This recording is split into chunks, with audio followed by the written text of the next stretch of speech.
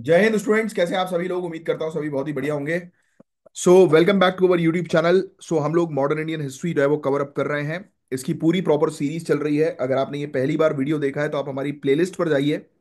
Kamalaksha Jha official, ये हमारा YouTube channel है। इसकी प्लेलिस्ट पर जाएं आप, और प्लेलिस्ट पर जाकर आप स्टार्टिंग से पूरे वीडियोस देखना शुरू करें। आपका मॉडर्न इंडियन हिस्ट्री पूरा कवर अप हो जाएगा। और इस वीडियो के एंड में मैं आपको बताऊंगा कि आप ऐसा क्या करें जिससे कि आप घंटों तक जो है वो बिना रुके पढ़ सकते हैं। आपकी मेमोरी पावर इंक्रीज हो सकती है। बट उससे पहले आज का जो चैप्टर है जिसके लिए आपने ये वीडियो ओपन किया है उसको हम शुरू करेंगे। हमने चैप्टर वाइज पूरी चीजें कवर अप करी है।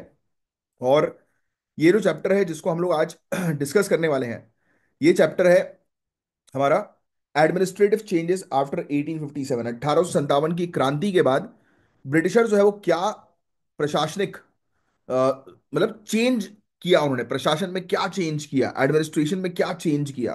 तो इसको हम लोग जो है वो आज पढ़ने वाले हैं बहुत डिटेल में। सिर्फ काम की चीज बताऊंगा जो आपके एग्जामिनेशन के लिए इंपॉर्टेंट होने वाली है। इधर उधर की चीजें हम लोग कवर अप नहीं करते, सिर्फ स्टिक टू द टॉपिक। तो आइए डिस्कस जो है वो हम लोग करेंगे। तो सबसे पहले तो 1857 रिवोल्ट के बाद क्या एडमिनिस्ट्रेटिव चेंज हुआ है उसके बारे में हम बात करेंगे। अच्छा, मेरा एक क्वेश्चन है सबसे पहले तो, प्रीवियस लेक्चर्स अगर आपने फॉलो किए हैं तो उसका आंसर आपको मिल जाएगा। कमेंट बॉक्स में आंसर दीजिएगा। 1857 के बाद ब्रिटिश ने सबसे पहला कौन सा कदम उठाया? ब्रिटिश ने सबसे पहला कौन सा कदम उठाया रिवोल्ट ऑफ 1857 के बाद? आंसर होना चाहिए ब्रिटिश क्राउन ने डायरेक्ट कंट्रोल ले लिया ईस्ट इंडिया कंपनी से। और मैंने आपको एक्सप्लेन किया था, ये कंट्रोल जो है वो लिया नहीं गया था, ये सिर्फ जो है वो बेसिकली दिखावा था। ये ईस्ट इंडिया कंपनी को जो है वो हटाकर लोगों के बीच में बताने का कि ब्रिटिश क्राउन जो है वो जनता के लिए जो है वो सब कुछ करने के लिए अब रेडी है, क्योंकि उनको ये विद्रोह को जो है वो दबाना था। तो देखो यार, कहानी सिर्फ सिंपल सी है कि सोचो एक कंपनी अपने बॉस के अंडर काम कर रही है ना। और जब बॉस ने देखा कि यार कंपनी गड़बड़ कर रही है अब, तो और कंपनी के लोग जो है वो ऐसा काम कर रहे हैं कि जिससे कि कंपनी की बदनामी हो रही है।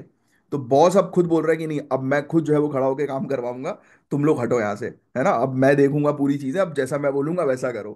राइट, तो बस कहानी वही है इस टॉपिक के अंदर, कि क्या एडमिनिस्ट्रेटिव चेंजेस इन लोगों ने जो है वो किए। आइए, सबसे पहली चीज तो गवर्नमेंट ऑफ इंडिया एक्ट 1858, ये सबसे पहली चीज जो है वो ये लोग लेकर आए, गवर्नमेंट ऑफ इंडिया एक्ट 1858, जो आपको ध्यान में रखना है। अब इसमें क्या क्या चीजें ध्यान में रखने की जो आपको एग्जाम में हेल्प करेगी। पहला पॉइंट तो ये होता है कि ईस्ट इंडिया कंपनी खत्म हो गई इस कानून के तहत, पहला पॉइंट टू बी नोटेड। दूसरा point, secretary of State for India का अपॉइंटमेंट हुआ। सचिव मतलब समझ रहे हो आप? एक आईएएस ऑफिसर मान के चलो इंडिया के अंदर, जैसे एक आईएएस ऑफिसर है वो पोस्ट, अब ये पोस्ट कहां पर थी? ये पोस्ट थी ब्रिटेन की पार्लियामेंट में। ब्रिटेन ने वहीं पर ही एक आदमी को अपॉइंट किया, एक पोजीशन अपॉइंट करी, और कहा कि बेटा अब देखो जितनी भी चीजें होंगी इंडिया के अंदर उसकी जानकारी हम तुमसे लेंगे। दूसरी कहानी ये, गवर्नमेंट ऑफ इंडिया एक्ट 1858 की, समझ में आई? तीसरी कहानी, वाइस रॉय ने लिया गवर्नर जनरल का प्लेस। अब इनने बोला कि नहीं यार, गवर्नर जनरल का हो गया भाई बहुत पोजीशन, अब पोजीशन थोड़ी चेंज करनी पड़ेगी, अब रखेंगे हम लोग वाइस रॉय की पोजीशन। लॉर्ड कैनन बना था पहला वाइस रॉय। और इंडियन सिविल सर्विसेज का शक्तिशाली कंट्रोल स्टैब्लिश हुआ गवर्नमेंट ऑफ इंडिया एक्ट 1858 के तहत। अब आईसीएस का कंट्रोल जो है वो किसके हाथ में था गाइस? तो आप कह सकते हो पूरे ब्रिटिश के हाथ में आईसीएस का कंट्रोल था। इंडियंस के लिए बहुत मुश्किल बनाई गई थी इस समय एंट्रेंस की, इंडियन एंटर ही ना कर पाए, क्योंकि रिवोल्ट ऑफ 1857 में इंडियन सिपाही ने जो है वो जो कांड किया था ना, तो ये चाह रहे थे कि टॉप मोस्ट पोजीशन में ब्रिटिशर्स बैठे रहें, जो इंडिया को पूरी तरह से और इंडिया के लोगों को पूरी तरह से डायरेक्टली कंट्रोल कर सके। इसका इफेक्ट बताऊं क्या हुआ? पावर सेंट्रलाइज हो गई और इंडियन को सिर्फ सब्जेक्ट समझा गया। मतलब उनके पास अथॉरिटी नहीं थी, सिर्फ उनको ऐसा रखा गया था कि जो ऑर्डर्स आएंगे ब्रिटिशर्स की तरफ से वो इंडियंस को फॉलो करने पड़ेंगे। समझे आप? ये था point government of India Act 1858 का। तो ब्रिटिश ने 1857 रिवोल्ट के बाद सबसे पहली चीज जो लेकर आई, गवर्नमेंट ऑफ इंडिया एक्ट 1858 लेकर आई। ब्रिटिश ईस्ट इंडिया कंपनी का रूल खत्म हुआ, Secretary of State for India appoint हुआ। एक देखो लिखा भी है बहुत, देखो कितने अच्छे से हमने ये नोट्स बनाए, तो लाइक का बटन हिट कर दो यार। कि एक नया मिनिस्टर ब्रिटेन के अंदर अपॉइंट किया गया जो कि इंडियन एडमिनिस्ट्रेशन के लिए रिस्पॉन्सिबल था। गवर्नर जनरल की पोजीशन हटा दी, वाइस रॉय बना दी, और पहला वाइस रॉय का नाम क्या है? जल्दी फटाक से इसका नाम लिखकर बताओ, मैंने भी आपको बताया, लॉर्ड कैनन लिखा भी हुआ है सामने। इंडियन सिविल सर्विसेज लेकर आए ये लोग। और इनने बहुत मजबूत कर दिया, कहा कि अब ब्रिटिशर्स टॉप मोस्ट पोजीशन पर बैठेंगे जो इंडियंस को गाइड करेंगे। अब इफेक्ट यही हुआ कि पूरी पावर जो है वो ब्रिटिश के हाथ में जो है वो चली गई, और इंडियन सिर्फ सब्जेक्ट्स बन गए जिनके ऊपर पावर जो है वो यूज होनी थी। तो ये पहली चीज, तो ये एक घटना घटी। दूसरी चीज, एडमिनिस्ट्रेटिव स्ट्रक्चर में चेंजेस आए। इसके अंदर हम लोग जो डिस्कस करेंगे, दो पार्ट्स डिस्कस करेंगे, एक सेंट्रल और प्रोविंशियल एडमिनिस्ट्रेशन, और दूसरा इंडियन सिविल सर्विसेज के अंदर रिफॉर्म्स। देखो पहली चीज तो, सेंट्रल अथॉरिटी सबसे स्ट्रांग बनी, है ना। जैसे वाइस रॉय ये लेकर आ गए, तो उनने बोला कि भाई सेंट्रल अथॉरिटी स्ट्रांग करनी पड़ेगी जिससे कि पूरे इंडिया पर कंट्रोल कर सकें। एक सिंगल ऑर्डर जाएगा जो पूरे इंडिया में इंप्लीमेंट होना चाहिए, तो सेंट्रल अथॉरिटी सबसे स्ट्रांग हुई। प्रोविंसेस को कुछ लोकल मैटर्स के लिए ऑटोनॉमी दी गई, जिससे कि राजा लोग जो है वो चिड़े ना और फिर से दंगे ना हो। तो उनको थोड़ी बहुत पावर दे दी, बट ज्यादा पावर नहीं दी। इंपॉर्टेंट पोस्ट हमेशा ब्रिटिश के अंडर रखी गई, कि गोरे ही जो है वो इंपॉर्टेंट पोजीशन पर रहेंगे, बाकी और कोई नहीं। तो क्या प्रोविंसेस को पूरी तरह से ऑटोनॉमी मिली थी? नहीं। सिर्फ कुछ छोटी मोटी चीजें कंट्रोल करने के लिए उनको दे दिया गया था कि चलो ये लोग खेलो, है ना। तो ये चीज। और इंडियन सिविल सर्विसेज में क्या सुधार ये लोग लेकर आए? इंडियन सिविल सर्विसेज को ब्रिटिश राज का बैकबोन बनाया गया। एग्जाम सिर्फ उस समय इंग्लैंड में होते थे, लंदन में, और कुछ ही इंडियंस सेलेक्ट होते थे। एग्जाम्पल मैं आपको दूं तो, एक क्रिकेट टीम में अगर सिर्फ एक प्लेयर को खेलने दिया जाए और बाकी सब बेंच पे बैठा दिए जाएं, तो वही हाल था इंडियंस का आईसीएस में, इंडियन सिविल सर्विसेज में, कि बेटा तुम्हें नहीं खेलने दिया जाएगा, तुम्हें जो बोला जाएगा वो तुम्हें बस करना है, और तुम्हें बिल्कुल लो पोजीशन जो है वो प्रोवाइड की जाएगी, लो पोस्ट जो है वो प्रोवाइड की जाएगी, हाई पोस्ट में हमेशा ब्रिटिश अथॉरिटीज जो है वो रहेंगी। कुछ ही इंडियंस बस एडमिनिस्ट्रेटिव पोजीशन में थे जो कि ब्रिटिशर्स के लिए लॉयल थे, बाकी लोगों को नहीं रखा इन्होंने इस पोजीशन में। समझे आप? तो ये इन्होंने ये हरकत करी, हमने जो देखी अभी, कि सेंट्रलाइज पावर कर दी, प्रोविंसेस को बहुत कम पावर दी। इंडियन सिविल सर्विस में जो रिफॉर्म किया वो सिर्फ ब्रिटिश इंटरेस्ट के पॉइंट ऑफ व्यू से किया। अब मिलिट्री पॉलिसी में भी इन्होंने चेंजेस कर दिए। इनने बोला कि नहीं भाई, यहां पर तो सिपाही म्यूटिनी हो गई, रिवोल्ट ऑफ 1857, अब हमें अपने खुद के सोल्जर्स अपॉइंट करने पड़ेंगे, नहीं तो ये लोग तो भाई साहब फिर से विद्रोह पे उतर आ सकते हैं। तो ब्रिटिश सोल्जर्स का रेशियो बढ़ा दिया गया, डिवाइड एंड रूल वाली पॉलिसी अपना दी, आर्मी का डिवीजन कर दिया कास्ट रिलीजन रीजन के बेस पर। यानी कि बोला कि अगर आप फॉर एग्जांपल उत्तर प्रदेश के हो, तो जाओ भाई साउथ साउथ इंडिया में जाकर अपॉइंट हो, क्योंकि वहां पर यूनिटी बनेगी नहीं इन लोगों की। ऐसा ग्रुप जो है वो क्रिएट कर दिया कि आपस में लोग जो है वो रिलीजन के आधार पर, कास्ट के आधार पर यूनाइट हो ही ना पाए किसी तरीके से। रिक्रूटमेंट पॉलिसी में चेंज कर दिए। लॉयल रीजन जैसे पंजाब, गुरखा, पठान, इनसे भर्ती जो है वो ली गई, करवाई गई। जो ब्रिटिशर्स के लिए जहां से लोग जो लॉयल थे उनकी भर्ती हो रही थी बस। तो डिवाइड एंड रूल पॉलिसी का मेन पर्पस क्या था? यूनिटी तोड़ना और फ्यूचर रिवॉल्ट को रोकना। और इसका इफेक्ट यही हुआ कि आर्मी यूनिटी कभी बन ही नहीं पाई। तो इनका ऑब्जेक्टिव यह था कि आर्मी की यूनिटी को जो है वो तोड़ना, कि इंडियन कभी भी ब्रिटिशर्स के अगेंस्ट यूनाइट ही ना हो पाए।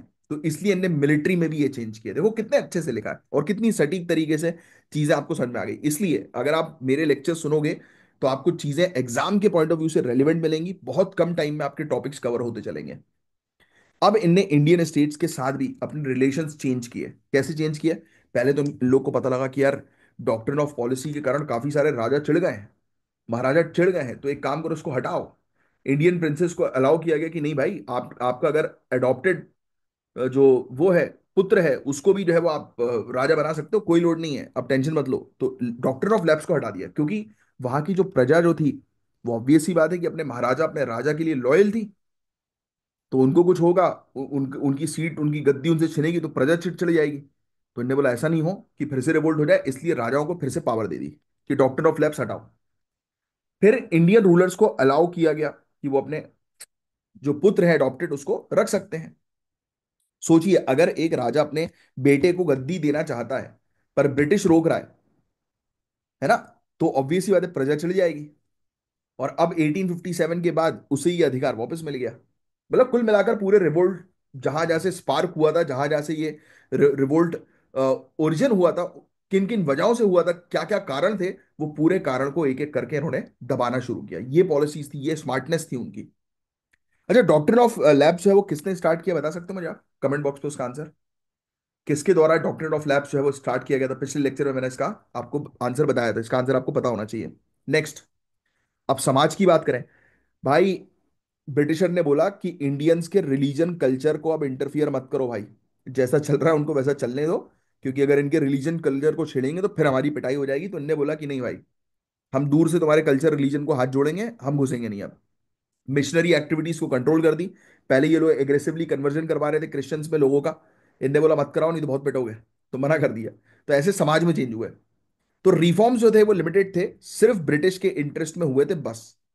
इकोनॉमिक पॉलिसीज की बात करें हम लोग, तो इंडिया एक कॉलोनी बन गया सिर्फ ब्रिटिश ट्रेड के लिए। इन्होंने बोला कि भाई हमें यहाँ पर व्यापार करना है, अपना फायदा निकालो बस, और कुछ मत करो।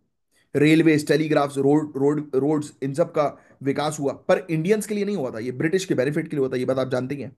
इंडियन इंडस्ट्रीज को पूरी तरह से खत्म कर दिया, ब्रिटिश के सामान को बढ़ावा दे दिया। समझे आप? अब इसी बीच जो लोग दूर से खड़े होकर देख रहे थे, पढ़े लिखे लोग, तो उनने बोला कि यार ये तो साले फिर एक नई स्ट्रेटेजी से हम लोग को बर्बाद करने के लिए आ गए। तो नेशनलिज्म की शुरुआत होती है अब। इंडियंस को ह्यूमिलेशन का सामना करना पड़ा कि तुम मुझे पोजीशन नहीं दे रहे हो, पोस्ट नहीं दे रहे हो, है मेरे अंदर टैलेंट है फिर भी मैं मेरिट में आ रहा हूं, मैंने यूपीएससी का एग्जाम क्वालिफाई किया है यार, फिर तुम मुझे आईएएस की पोजीशन नहीं दे रहे, ये कौन सी बात हुई? लोग छटके, उनको लगा ये गलत हो रहा है। एजुकेटेड इंडियंस जागने लगे, ब्रिटिश रूल के ऊपर सवाल करने लगे। और इसी से ही शुरुआत होती है इंडियन नेशनल कांग्रेस की 1885 में। जैसे प्रेशर कुकर में प्रेशर बढ़ने लगता है ना, वैसे ही इंडियंस में भी प्रेशर बढ़ रहा था। और 1885 में ये फटा कुकर और कांग्रेस बाहर निकल के आई।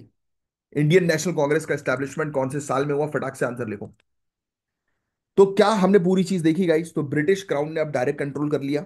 इंडियन सिविल सर्विसेज में रिफॉर्म किया, जिसमें ब्रिटिशर्स सबसे ज्यादा रहेंगे। डिवाइड एंड रूल की पॉलिसी बनाई आर्मी के अंदर, कि जिससे कि आर्मी यूनाइटेड ना हो। डॉक्ट्रिन ऑफ लैप्स को खत्म किया, जिससे कि लॉयल्टी मिले राजाओं की तरफ से ब्रिटिशर्स को। और इकोनॉमिक एक्सप्लॉइटेशन हुआ, रेलवेज डेवलपमेंट किया, रोडवेज डेवलपमेंट किया, टेलीग्राफ डेवलपमेंट किया, बट वो सब डेवलपमेंट ब्रिटिश के इंटरेस्ट के लिए था। और बट अल्टीमेटली इस चीज का रिजल्ट निकला कि इंडियन, हर एक चीज का एक इफेक्ट होता है, और इसका जो पॉजिटिव इफेक्ट था वो ये था कि इंडियन नेशनल कांग्रेस बनी। नेशनलिज्म जो है वो उभर कर आया, राष्ट्रवाद जो है वो उभर कर आया। तो गवर्नमेंट ऑफ इंडिया एक्ट 1858 ध्यान में रखना है, इंडियन सिविल सर्विसेज के बारे में ध्यान में रखना है, और जो चीजें मैंने आपको बताई वो ध्यान में रखिएगा। देखो कितना अच्छी तरीके से हमने इतने बड़े टॉपिक को जो है वो इतने आसान तरीके से पूरी तरह से कवर कर लिया। बस यही था इस टॉपिक के अंदर। अब मैं आपको बता दूं कि आप ऐसा क्या करो जिससे कि आपकी ब्रेन पावर इंक्रीज हो गाइस। तो जो भी लोग सिविल सर्विसेज की तैयारी कर रहे हैं या किसी भी गवर्नमेंट एग्जामिनेशन की, आज की डेट में बहुत जरूरी है कि आपको अगर घंटों तक पढ़ना है, फोकस और कंसंट्रेशन चाहिए, तो नेचुरल सप्लीमेंट्स जो है वो लो। ओमेगा 3 और ओमेगा 9 का एक मिक्स्ड हमारे पास आपके लिए अवेलेबल है, और जो अमेरिका से इंपोर्ट होगा, और अपनी प्रीमियम क्वालिटी के लिए वो जाना जाता है, और इसके रिजल्ट्स 15 दिन के अंदर आपको दिखेंगे। तो मेरा रिकमेंडेशन ये है कि ये कैप्सूल्स आप लो। जैसे जिम जाने वाला व्यक्ति, बॉडी बिल्डर जो होता है, वो प्रोटीन वगैरह और अपनी डाइट वगैरह का प्रॉपर ध्यान रखता है, तो आप पढ़ाई कर रहे हो तो आपको अपने ब्रेन का ध्यान रखना पड़ेगा। तो यहां पर मैं सिर्फ पढ़ाऊंगा नहीं, बल्कि आपको हेल्प करूंगा कि कैसे आपको दूसरों से आगे बढ़ना है, खुद से आगे बढ़ना है। तो आप ये कैप्सूल्स लो, और ये कैप्सूल्स कब तक आपको लेनी है तो वो मैं आपको जो है वो गाइड करूंगा। उसके लिए आप दिए गए नंबर पर कांटेक्ट करके मुझे व्हाट्सएप जो है वो कर सकते हो। ये अमेरिका से इंपोर्ट होगी, इसकी कॉस्ट करीब 3,000 के आसपास आएगी। ओमेगा 3 ओमेगा 9 जो है वो लोकली मार्केट में आपको मिल जाएगी, बट लोकल मार्केट से नहीं लेना, फेक प्रोडक्ट है। पैसा आपका बर्बाद होगा और कुछ फायदा भी आपका होगा नहीं। तो पैसा वहां इन्वेस्ट करो जहां आपको सबसे ज्यादा फायदा मिले। तो ये जिसको चाहिए, अपनी मेमोरी को इंक्रीज करना जो चाहता है, घंटों तक बिना रुके पढ़ना चाहते हैं, कंसंट्रेशन और फोकस के साथ पढ़ना चाहते हैं, तो वो ये कैप्सूल्स लेना शुरू करिए। पूरी तरह से नेचुरल कैप्सूल है, इसके पूरे कंपोनेंट्स, बेनिफिट्स सब मैं आपको बताऊंगा। राइट? तो आपको अगर चाहिए तो आप मुझसे इस नंबर पर व्हाट्सएप पर कांटेक्ट कर सकते हैं, और एक्सक्लूसिव टेलीग्राम चैनल को आप ज्वाइन कर सकते हैं पीडीएफ्स के लिए। जितने भी टॉपिक्स हमारे यहाँ पर आते हैं यूट्यूब चैनल पर, उसकी पीडीएफ्स हम आपको प्रोवाइड कराते हैं एक्सक्लूसिव टेलीग्राम चैनल पर। तो चलिए गाइस, मैं साइन ऑफ करता हूँ, मिलूंगा आपसे नेक्स्ट लेक्चर में। तब तक के लिए bye, take care, have a great day ahead. जय हिंद, जय श्री महाकाल।